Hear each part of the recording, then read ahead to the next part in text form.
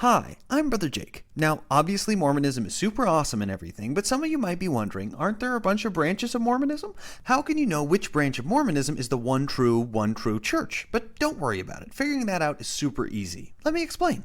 But first, I need to talk a bit about the different branches of the Mormon movement. See, back when Joseph Smith was alive, there's only one Mormon church, which was in Nauvoo, Illinois. But after Joseph Smith got killed by a mob for being so righteous and awesome, there was something called a succession crisis. Because even though Joseph Smith had basically spent his whole adult life overseeing the establishment of God's restored church on the earth, he never quite got around to setting up a clear plan for who was supposed to lead it after he, died.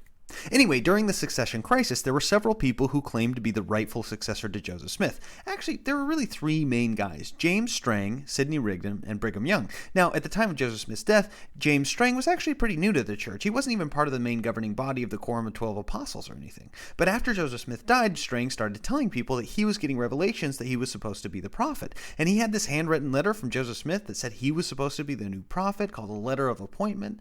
Well, it's actually a little ambiguous what the letter was supposed to mean, but, he had it. Anyway, Sidney Rigdon said that he was supposed to be the prophet because he was the only guy left from the First Presidency, which is the highest executive governing body of the church after Joseph Smith and Hiram Smith were killed. Plus, way back in 1834, after he was called to be in the First Presidency, Joseph Smith and Oliver Cowdery put their hands on his head and blessed him with the wisdom and knowledge to preside over the church in the absence of Brother Joseph. Rigdon was even the vice presidential running mate when Joseph Smith ran for president of the United States. You knew that Joseph Smith ran for president, right? Anyway, Sidney Rigdon started telling people that he received a revelation that he was supposed to be the guardian of the church, since there wasn't actually supposed to be a full-blown prophetic successor to Joseph Smith, because he was just that righteous and cool and awesome. Anyway, that's Sidney Rigdon's deal. Now, Brigham Young wasn't in the First Presidency or anything. He was just the president of the Quorum of the 12 Apostles when Joseph Smith died, but he claimed that since it says in this one part of the Doctrine and Covenants that the Quorum of the 12 Apostles was equal in power to the First Presidency, he was supposed to be the new leader because he was the president of the apostles. So those were all the people who claimed to be successors right after Joseph Smith died. Oh, you know what? Nope, wait a minute. I forgot one. Shoot. See, here's the deal. A lot of people claim that Joseph Smith also had blessed his son, Joseph Smith III, to be prophet if he was righteous. But he was only like 11 when his dad died. So for him to be prophet, they had to wait around for him to, grow up. Seriously, what kind of a religion would let themselves be led by a little boy? Come on.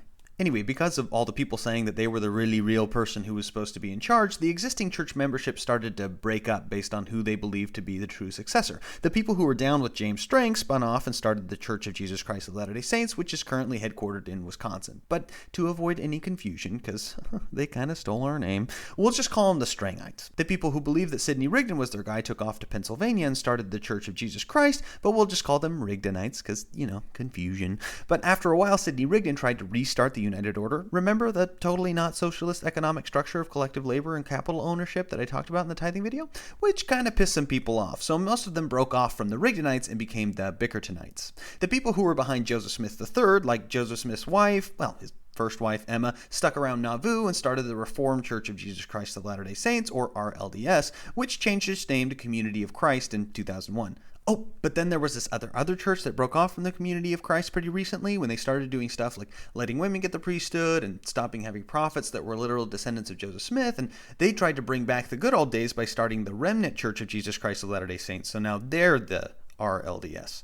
And finally, the people who were down with Brigham Young were called Brighamites, and they tried to hang out in Nauvoo for a while, but the Joseph Smith III followers weren't super into that, so eventually they went out west and ended up in Utah, and that became the Mormon church that you probably know about.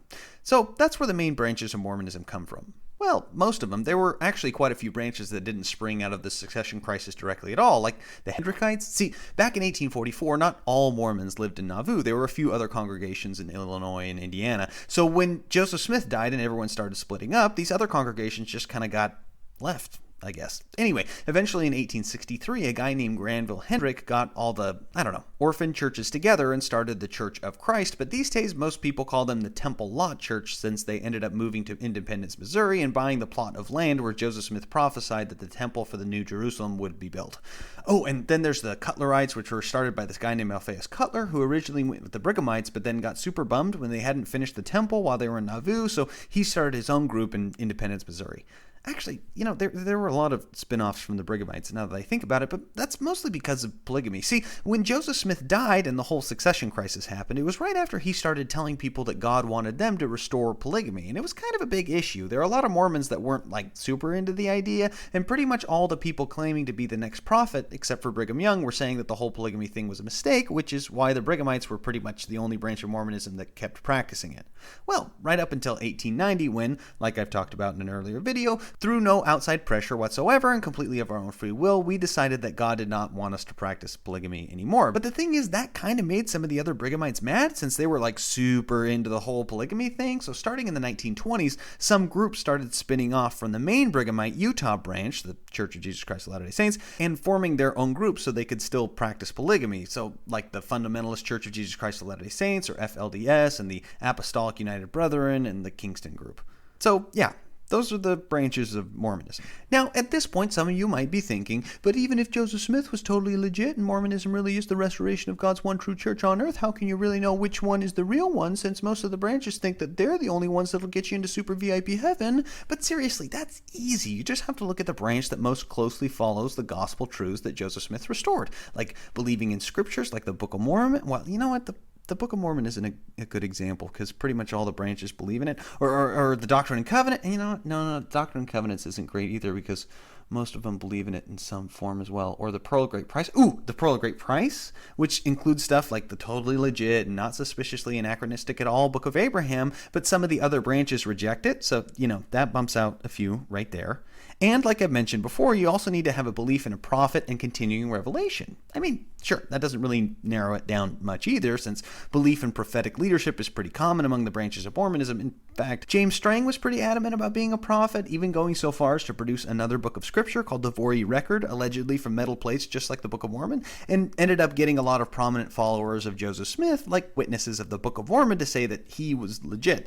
And even now, there are some branches that continue to make prophetic additions to their version of Doctrine and Covenants, whereas we in the LDS Utah branch haven't really made any changes to ours since, 1918.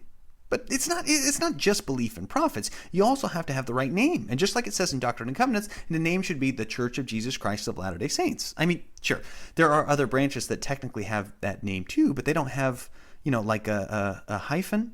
But it's not just the name. There are other things, like polygamy. Oh, polygamy. See, a lot of people weren't down with the whole polygamy thing, but that was something that God told Joseph Smith he wanted them to do, so the branches that rejected it couldn't be the right ones. I mean, up to a certain point. It's not like all polygamy all the time. It's just for as long as God wants you to. So if you have too much polygamy when you're not supposed to, then you're off track, which is what happened to the other branches of the Brighamite Church. So it's about polygamy, but, the right amount of polygamy. Does that make sense? But you know what the biggest reason why the Church of Jesus Christ of Latter-day Saints, the Brighamite Church of Jesus Christ of Latter-day Saints is the one true church? Size. We're huge compared to the other Mormon churches. That shows how much God is backing us up. It just makes sense. Think about it. If God went through all the trouble of restoring his gospel, do you think he's going to leave it with one of the small branches? No way. That wouldn't make any sense. Come on. And sure, it might seem a tiny bit irrational for a church that's so incredibly small compared to the larger population of Christians, much less the rest of religions across the globe, to make an appeal to legitimacy based on size. But you know what? It says in the scriptures that the legit church will be a peculiar people, so it's not all about being the biggest church in the world. If it just instantly became the biggest church ever, it's like, what's the point of a restoration in the first place, right? It's like this. Size is only important when comparing our church to other Mormon churches, because none of the non-Mormon churches have the Book of Mormon. So, that's just like a trump card right there. So you see, finding the right branch of Mormonism is easy.